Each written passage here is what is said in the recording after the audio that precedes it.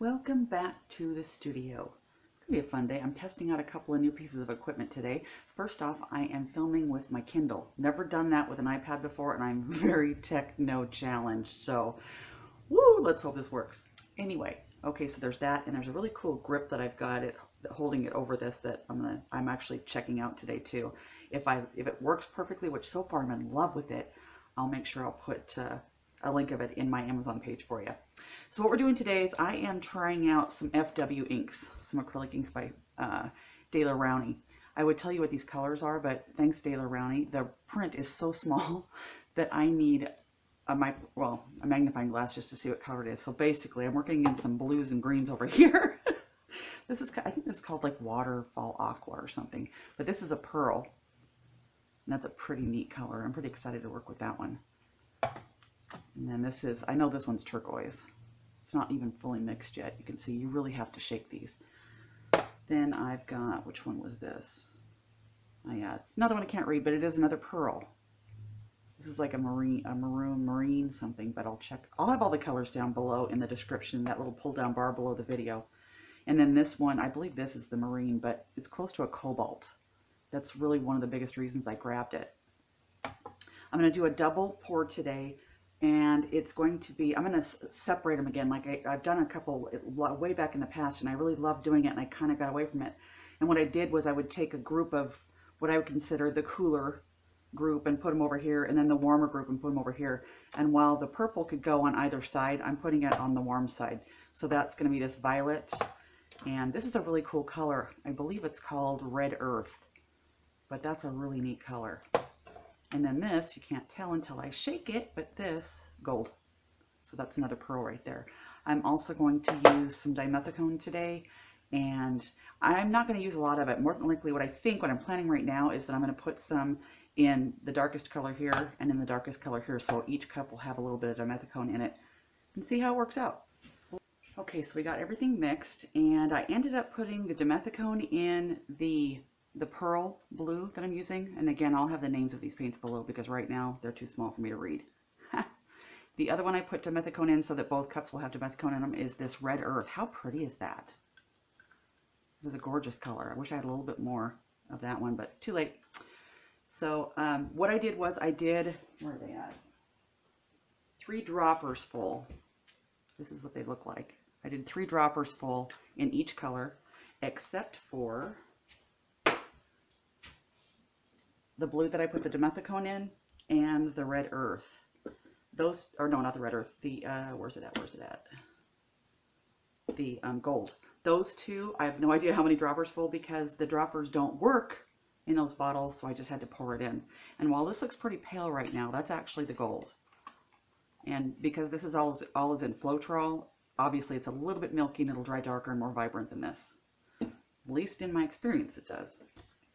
Okay, so I'm going to get these all mixed up, and then we'll get started.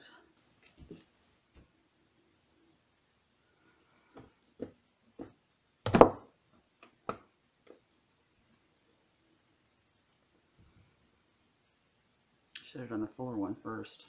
That's fine. Okay.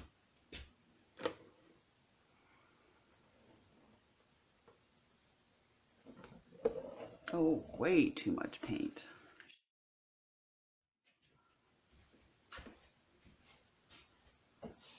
But I'm liking what it's doing.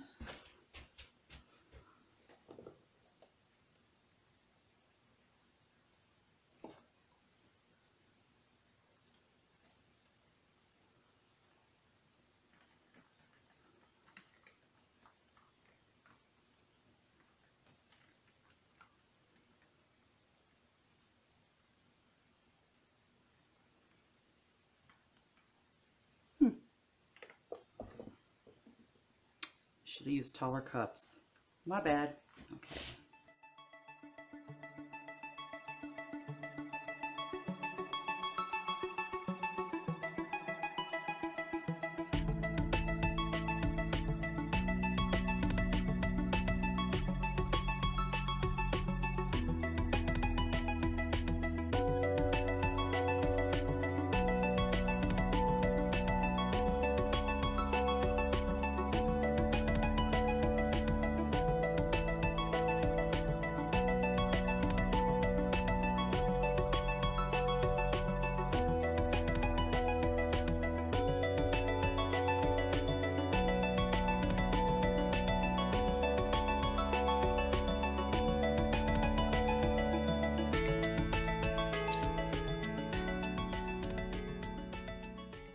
It looks pink, but it's actually that earthy red with that purple mixed in.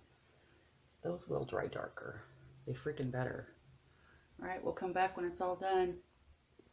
And we're back, and it's dry. For anyone who's ever poured with Floetrol, you know that you're going to get this kind of chalky final dry. Well, it's not totally cured yet. You can still see the dimethicone in there. See those little spots? So I'm going to let this sit for at least 2 weeks and then clean it really good. But I'm confident enough in the design and know what it looked like wet, and the sides are good enough that I'm going to go ahead and resin this piece. But again, she's going to have to wait for about 2.5 or so weeks. And then all those colors you saw when it was wet are going to pop right back out again. Just hard to see them with all the texture that's now in this. But that'll pop right back out. So that's exciting. And the other thing I was going to share with you, I brought it up at the start of this video. I got this off of Amazon, and I'm definitely going to put this on my Amazon page because it was like $10. Look how big this thing is. And it's an iPad holder. I put it together in like 2 seconds without directions. There's a clamp thing at the bottom of it that you can put you can clamp it to just about anything. I clamped it to my overhead up here, and it hung on just fine for the video. So yeah, I'm in love with this little iPad holder, and I'll put that on my Amazon page. The link to that will be underneath this video in the info thing. Just hit that little button and open it up. Oh, that's another thing I'm working on. A cool little tray. I've had it forever. I only poured 1 layer in it. I'm going to save the colorful top layer for another video. But once again, thank you so much for your support, for your thumbs up, for your shares, for your likes.